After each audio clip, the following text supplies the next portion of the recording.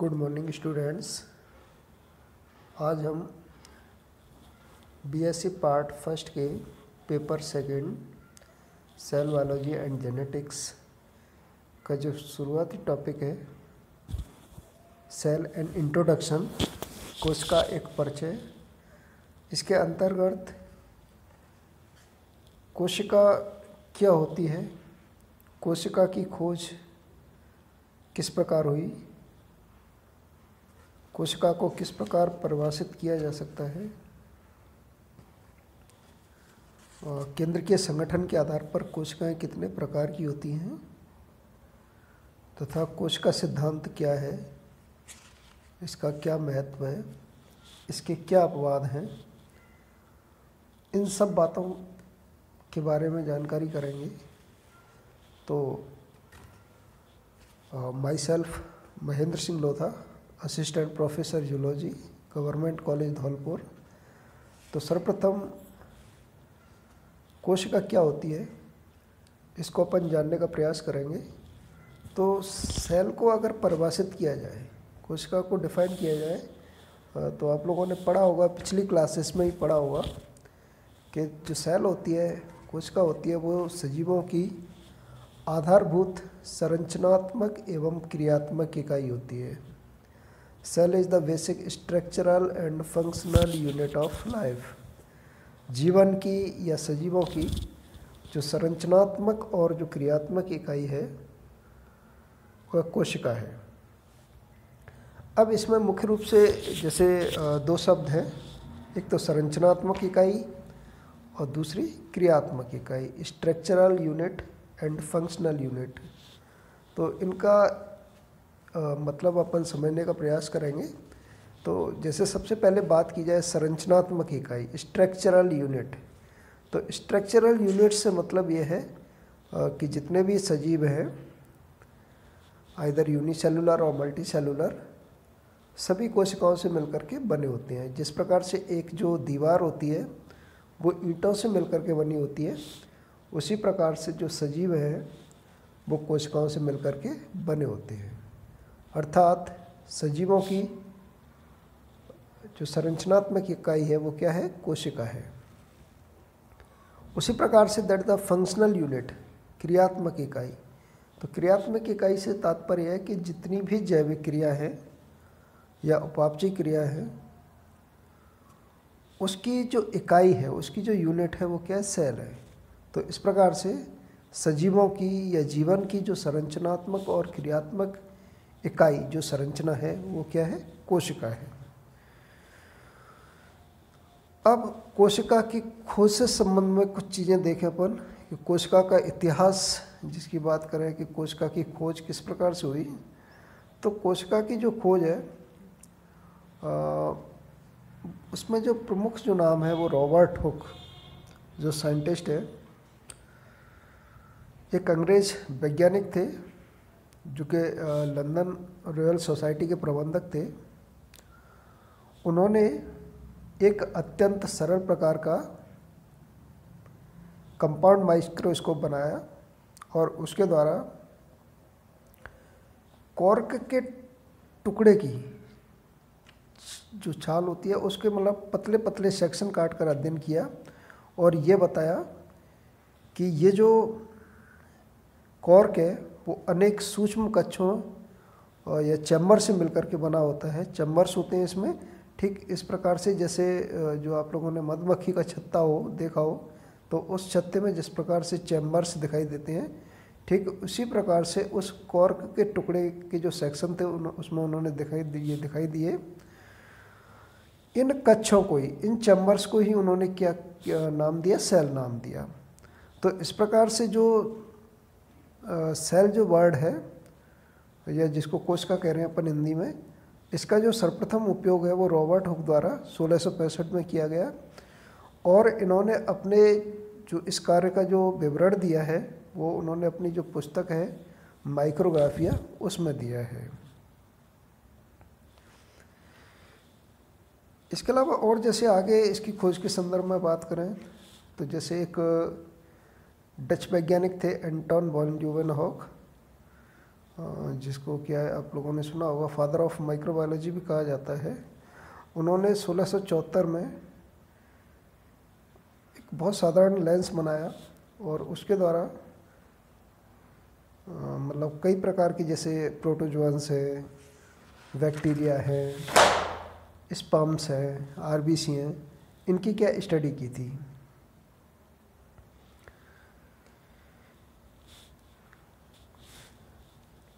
इसी प्रकार इसमें आगे जो है विभिन्न प्रकार की जैसे पूरी जो अपन देखें कि जो सेल्स की जो स्टडी है, वो जो सेल्स की स्टडी क्या है कि जो बायोलॉजी की एक स्पेशल ब्रांच है जिसको क्या है सेल बायोलॉजी या साइटोलॉजी के नाम से जाना जाता है।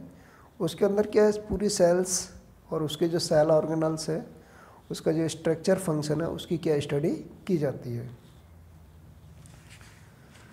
नेक्स्ट जो है उसमें अपन देखेंगे टाइप्स ऑफ सेल्स, कोशिकाओं के प्रकार on the basis of nuclear organisation, कोशिकाओं के प्रकार केंद्रकीय संगठन के आधार पर। तो केंद्रकीय संगठन के आधार पर जो कोशिका हैं उनको दो भागों में विभाजित किया गया है, prokaryotic cells and eukaryotic cells. Prokaryotic cells में देखें तो इसमें 2 वर्ड से मिलकर बना हुआ है prokaryotic, pro plus karyon. Pro का मीन्स होता है प्रिमिटिव, कैरियन का मीन्स होता है न्यूक्लियस। मीन्स सीधी सी बात है कि इन कोशिकाओं में जो न्यूक्लियस होता है, केंद्रक होता है, वो कैसा होता है आदिम स्थिति में होता है, प्रिमिटिव कंडीशन में होता है। प्रिमिटिव कंडीशन से मतलब ये है कि ये वेल ऑर्गेनाइज नहीं होता। इस प्रकार के न्यूक्लियस में न तो कोई न्यूक्लियर मेम्ब्रेन पाई जाती है, न ही न्यूक्लियोलस पाई जाती है। इसके साथ साथ इन सेल्स में जो मेम्ब्रेन बाउंड सेल ऑर्गेनल्स हैं, कोशिका कला से जो आबद्ध कोशिकांग हैं, जैसे माइटोकॉन्ड्रिया है, गोल्जी बॉडी है, एंडोप्लाज्मिक रेटिकुलम है, ये कोशिका कला से आबद्ध जितने भी कोशिकांग होते हैं वो क्या होते हैं एब्सेंट होते हैं। तो मतलब कुल मिलाकर के ये जो कोशिका होती है काफ़ी आदिम प्रकार की होती हैं। और ये जो है जैसे आप लोगों ने आर.एच. विट्टेकर का 5 किंगडम क्लासिफिकेशन पढ़ा होगा, तो उसमें जो फर्स्ट जो किंगडम है मोनेरा, तो मोनेरा जो है उसके अंदर जो है जितने भी लिविंग ऑर्गेनिज्म हैं उनके अंदर क्या प्रोकैरियोटिक सेल्स पाई जाती है। तो जिसमें जैसे इसके एग्जांपल्स की बात करें तो बैक्टीरिया है, ब्लू ग्रीन एल्गी है, माइकोप्लाज्मा है, ये ऐसे जीव हैं जिनकी जो सेल्स का जो टाइप्स होगा वो कैसा होगा प्रोकैरियोटिक सेल्स होंगे इसमें। In other hand eukaryotic cells, eukaryotic cells में देखें तो इसमें 2 वर्ड हैं, वही यू प्लस कैरियन। यू का मीन्स होता है वेल ऑर्गेनाइज्ड, कैरियन मीन्स वही न्यूक्लियस। मीन्स इन कोशिकाओं में सुसंगठित केंद्रक होता है। तो यूकैरियोटिक कोशिकाओं को अपन कैसे डिफाइन कर सकते हैं कि ऐसी कोशिकाएं जिनमें सुसंगठित केंद्रक पाया जाता है। सुसंगठित केंद्रक से मतलब ये है कि ऐसा केंद्रक जिसके ऊपर एक निश्चित केंद्रक झिल्ली पाई जाती है, केंद्रका पाई जाती है। और ऐसी कोशिकाओं में मेम्ब्रेन बाउंड सेल ऑर्गेनल्स, कोशिका कला से आबद्ध जो कोशिकांग हैं, माइटोकॉन्ड्रिया है, गोल्जी बॉडी है, एंडोप्लाज्मिक रेटिकुलम है या दूसरे हैं, वो कोशिकांग क्या है पाए जाएंगे। तो इस प्रकार की जो सेल्स हैं, तो जैसे अपन वही आर.एच. विट्टेकर के 5 किंगडम क्लासिफिकेशन में देखें तो पहला किंगडम मोनेरा को छोड़ करके जितने भी किंगडम्स हैं, चाहे प्रोटिस्टा हो या फिर फंजाई, प्लांटी, एनिमेलिया, इन सभी के अंदर जो सेल्स पाई जाती हैं वो सेल्स कैसी होती हैं यूकैरियोटिक सेल्स होती हैं। या दूसरे इस प्रकार भी कह सकते हैं कि प्रोकैरियोटिक सेल्स को छोड़ करके जितनी भी सेल्स हैं वो क्या है यूकैरियोटिक सेल्स हैं। तो इन सेल्स का जो ऑर्गेनाइजेशन है, संगठन है, स्ट्रक्चर है, उसकी जो स्टडी है वो हम आगे फर्दर नेक्स्ट वीडियो में करेंगे। यहाँ पर केवल इनके जनरल इनके टाइप्स के बारे में बात करनी थी और इनको कैसे डिफ़ाइन कर सकते हैं, दोनों में बेसिकली क्या डिफरेंस है। ठीक है, तो वो मेन जो डिफरेंस है वो किसके आधार पर है, न्यूक्लियर ऑर्गेनाइजेशन के आधार पर है, केंद्रकीय संगठन के आधार पर। इसके बाद नेक्स्ट जो देखें सेल थ्योरी, कोशिका सिद्धांत। तो कोशिका सिद्धांत का जो प्रतिपादन है, जो प्रपोज किया है, इसको प्रपोज्ड किया है वो मेजर 2 साइंटिस्ट है इसमें, एक जो है मैथियास जैकब स्लाइडर, जो कि एक जर्मन बॉटनिस्ट थे। इन्होंने 1838 में, तथा दूसरे जो साइंटिस्ट हैं जिनका नाम है थियोडर स्वान, और ये जो है जर्मन जूलॉजिस्ट थे, इन्होंने 1839 में इस सिद्धांत को प्रतिपादित किया था। और इस सिद्धांत के अकॉर्डिंग कुछ जो पॉइंट्स हैं इस सिद्धांत के, कुछ बिंदु हैं जिनकी अपन चर्चा कर लेते हैं। कि जैसे जो है कि body of living organism made up of one और मैनी सेल्स, मतलब कहने का ये है कि जितने भी सजीव हैं उनका जो शरीर है वो या तो एक कोशिका का बना हुआ है, एक कोशिका से बना हुआ है तो दैट इज़ द यूनिसेलुलर, एक कोशिकीय, या फिर एक से अधिक कोशिकाओं से मिलकर के बना हुआ है, मतलब मल्टी सेलुलर, बहुकोशिकीय। तो कहने का मतलब ये है कि जो सेल्स है, जो कोशिका है, that the structural unit of living organism, कि सजीवों की क्या है, संरचनात्मक इकाई है, जिसको अपन ने शुरुआत में जहाँ पर कोशिका की परिभाषा देखी थी, कोशिका को डिफाइन किया था, तो उसमें भी ये बेसिक जो पॉइंट था कि जो सेल होती है वो क्या होती है, that the structural unit of living organism. तो इसमें भी यही चीज़ है कि कोशिका जो है, चाहे वो एक कोश की जीव हो या बहुकोश की जीव हो, उसकी क्या संरचनात्मक इकाई है। दूसरे पॉइंट्स की बात करें कि cells of body act as units of vital और मेटाबॉलिक एक्टिविटीज़। तो ये जो सीधी सी बात है कि जो सेल्स हैं वो बॉडी के अंदर जितनी भी वाइटल एक्टिविटीज़ हैं, जैविक क्रिया है या फिर मेटाबॉलिक एक्टिविटीज़ हैं, उसकी क्या है, यूनिट है। मतलब जैसे जो डेफिनेशन में अपन ने दो चीज़ देखी थी कि cell is the basic structural and functional unit of living organism. तो वही चीज़ है इसमें कि सेल्स एक तो स्ट्रक्चरल यूनिट है, दूसरे जो पॉइंट की बात करें तो सेल्स जो है वो क्या है, that the functional unit of living organism, कि लिविंग ऑर्गेनिज्म की फंक्शनल यूनिट है। नेक्स्ट जो बात करें, जैसे बेसिकली सेल्स आर सिमिलर, मतलब एक आधारभूत रूप से देखा जाए तो सभी जो कोशिकाएं होती हैं वो समान होती हैं। समान से मतलब क्या होता है कि थोड़ा सा उसमें प्रोटोप्लाज्म का अंश होगा, इसके अलावा उसमें एक न्यूक्लियस होगा। अब वो अलग चीज़ है कि अगर मान लो प्रोकैरियोटिक सेल्स है तो वो वेल ऑर्गेनाइज्ड नहीं होगा, प्रिमिटिव कंडीशन में होगा, और अगर मान लो यूकैरियोटिक सेल्स है तो वो वेल ऑर्गेनाइज्ड होगा।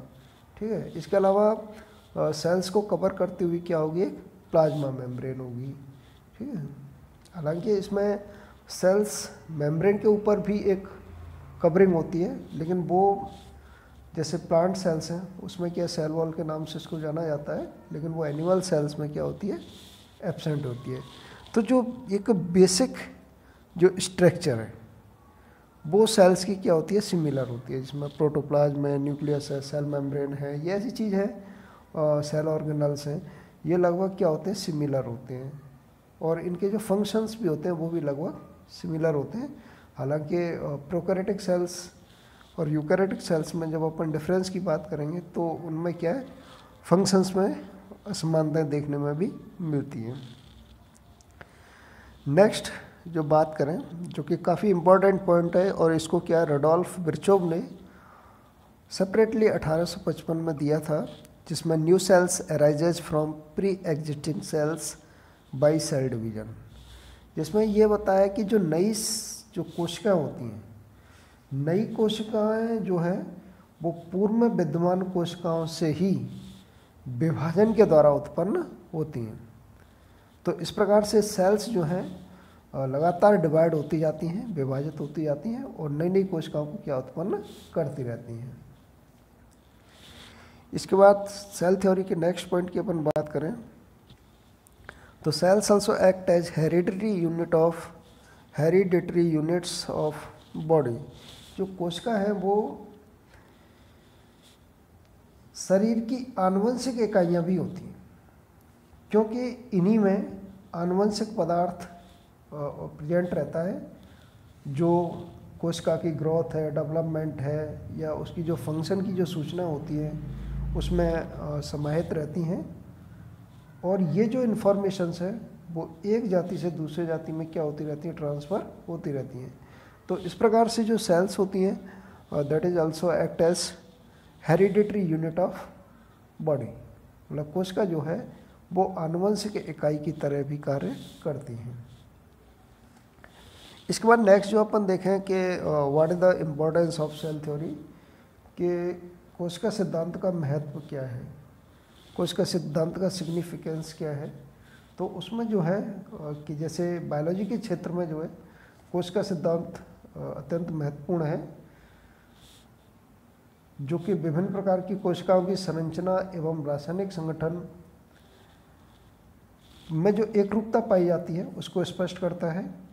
इसके अलावा जैसे प्रत्येक जीव में होने वाली जितनी भी जो एक्टिविटीज़ हैं, वाइटल एक्टिविटीज़ हैं, वो कोशिकाओं के द्वारा संपन्न होती हैं, या कोशिकाओं की जो अन्योन्य जो क्रिया है, इंटरेक्शंस है, उसका परिणाम होती हैं। इसके अलावा जैसे नई जो कोशिकाएं जो है वो उत्पन्न होती हैं, वो प्री एग्जिस्टिंग सेल्स हैं, जो पूर्व में विद्यमान कोशिकाएं हैं, उनके ही डिवीजन से क्या होती हैं, प्रारंभ होती हैं, बनती हैं। इस प्रकार जीवन आरंभ होने से मतलब आज तक जो कोशिका है वो पीढ़ियों का एक अटूट क्रमबद्ध क्या श्रृंखला प्रत्येक सजीव में विद्यमान है। इसके अतिरिक्त जैसे हेरिडिटरी है, इवोल्यूशन है, डिजीज़ है, डेथ है, ऐसी जो क्रिया है इनका आधार भी कोशिकाएं हैं, जो कि कोशिका सिद्धांत की क्या करती हैं, पुष्टि करती हैं। इसके अतिरिक्त जैसे कोलिकर जो हैं साइंटिस्ट हैं, उन्होंने ये माना है कि कोशिका सिद्धांत को भ्रूणकी से, एम्ब्रियोलॉजी से जोड़ करके यह बताया कि एक जीव की उत्पत्ति दो जनन कोशिकाओं अर्थात जैसे ओवम और स्पर्म में उनके फ्यूजन से क्या होती है, जिसमें ओवम और जो स्पर्म है वो आपस में फ्यूज होकर के क्या बनाते हैं, जाइगोट बनाते हैं, और उस जाइगोट में लगातार डिवीजन्स होते हैं और उसका डेवलपमेंट होता है, जिससे क्या न्यू जो संतति जो जीव है उसका क्या होगा, विकास होगा। तो इस प्रकार से ये कोशिका सिद्धांत के क्या है, महत्व है। नेक्स्ट जो है इसमें देखें अपन एक्सेप्शन ऑफ सेल थ्योरी, कोशिका सिद्धांत के अपवाद। तो कोशिका सिद्धांत जो है वो अत्यंत महत्वपूर्ण अवधारणा है और अधिकांश जीवों पर ये समानता से लागू होता है, परंतु कुछ न्यू जो रिसर्च है, न्यू जो खोज हुई हैं, उस पर कोशिका सिद्धांत जो है पूर्णतः तर्कसंगत प्रतीत नहीं होता, क्योंकि सभी जीव जो होते हैं वो कोशिकीय नहीं होते। मतलब कोशिकीय से मतलब ये है कि जैसे जिनको अपन एक कोशिकीय जीव कह रहे हैं, ठीक है, उन एक कोशिकीय जीव में जो सिंगल सेल होती है वो just like act as body, मतलब बॉडी की तरह कार्य करती है, मतलब बॉडी के पूरे फंक्शन प्ले करती है। तो ऐसी स्थिति में उसको एक कोशिकीय की बजाय अकोशिकीय जीव कहना क्या है, ज़्यादा उचित और न्यायसंगत प्रतीत होता है। और ऐसी स्थिति में जैसे जो मतलब आप अकोशिकीय जैसे प्रोटोजोअन्स हैं एवं जैसे अन्य कोशिका हैं, या फिर कुछ ऐसी जो कोशिका होती हैं जैसे अपन ने प्रोकैरियोटिक सेल्स पढ़ी, तो उनके अंदर कोई डेफिनेट न्यूक्लियस ही नहीं होता। या फिर जैसे वायरस की बात करें तो वायरस का जो स्ट्रक्चर है वो बिल्कुल एसेलुलर है। तो ऐसी स्थिति में क्या होता है कि ये जो सेल थ्योरी है ये इसको एक्सप्लेन करने में क्या है, फेलियर है। तो ये जो है कोशिका सिद्धांत के मतलब क्या है, अपवाद है, जिसमें प्रोटोजोअन्स है, बैक्टीरिया है, ब्लू ग्रीन एल्गी है, और मतलब जो प्रोकैरियोटिक सेल्स हैं, इसके अलावा जैसे वायरस हैं। तो that the exception of cell theory, कोशिका सिद्धांत के क्या है, अपवाद हैं। थैंक्स। नेक्स्ट वीडियो में अपन इसके आगे देखेंगे, जिसमें प्रोकैरियोटिक सेल्स हैं, यूकैरियोटिक सेल्स हैं, उनका स्ट्रक्चरल ऑर्गेनाइजेशन है। तो कंटिन्यू वीडियो देखते रहें। थैंक्स।